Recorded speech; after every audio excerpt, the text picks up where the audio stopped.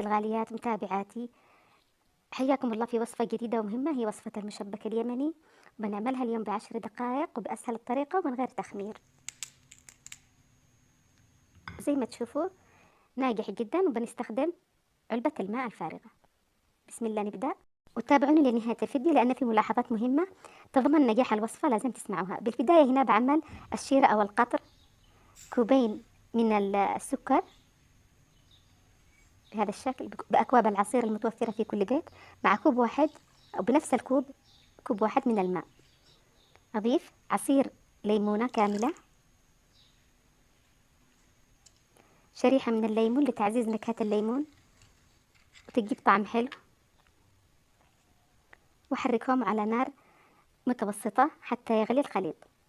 بعد ما يغلي بهذا الشكل طفي النار عليه، ثم اتركيه حتى يبرد تماما علشان يظل المشبك مقرمش، وضيفي له ملعقة واحدة من ماء الورد علشان يعطي نكهة طيبة جدا للمشبك. لا تستخدميه إلا وهو بارد تماما.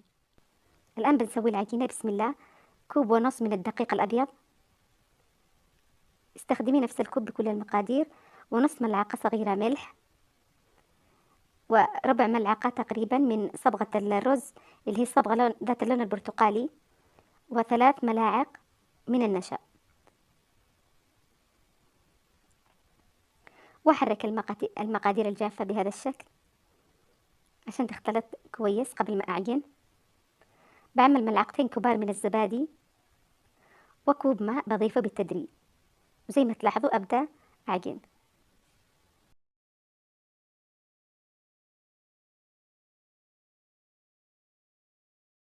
هنا يكون قوام العجين بهذا الشكل.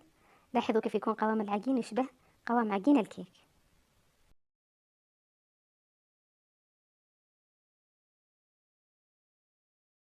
الآن أترك العجينة ترتاح 10 دقائق أو 15 دقيقة، وبعدين نرجع نشكلها.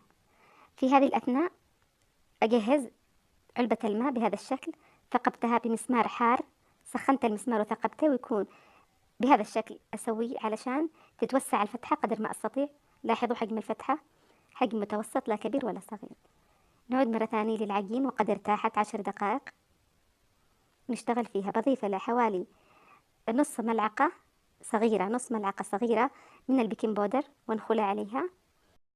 أخلطهم مع بعض حتى تختفي الخميرة، ونشوف إيش بنسوي في الخطوة التالية.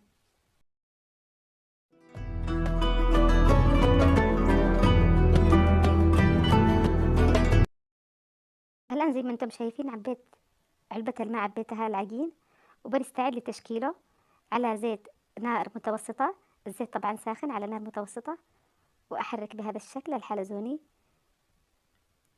بشويش طبعا، وأحاول أني أسد فتحة العلبة بصباعي علشان ما ينقط العجين داخل الزيت، ويكون أشكالهم مرتبة بهذا الشكل بهدوء.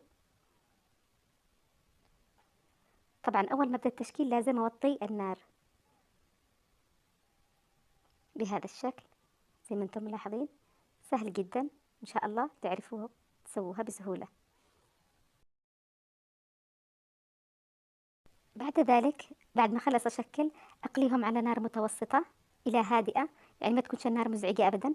بعد ما يأخذوا لون بهذا الشكل أنقلهم مباشرة إلى الشيرة، والشيرة تكون ثقيلة، وهكذا نبدأ مع دفعة ثانية. ناجحين، شوفوا ما شاء الله ما أحلى اللون. وأخلص كل الكمية. هنا إذا تمرستي بتعملي من غير ما تسدي الفتحة بهذا الشكل، وكل مرة بتكوني أسرع. وهذا شكلهم النهائي. بتمنى أن تنال وصفة اليوم رضاكم وإعجابكم. وصفة سهلة وتنعمل بسرعة، ومناسبة كذلك للشهر الكريم، وكل سنة وأنتم طيبين إن شاء الله. طبعا من الملاحظات الهامة لهذه الوصفة لازم الشيرة أولا تكون ثقيلة وتكون باردة تماما علشان يظل المشبك مقرمش.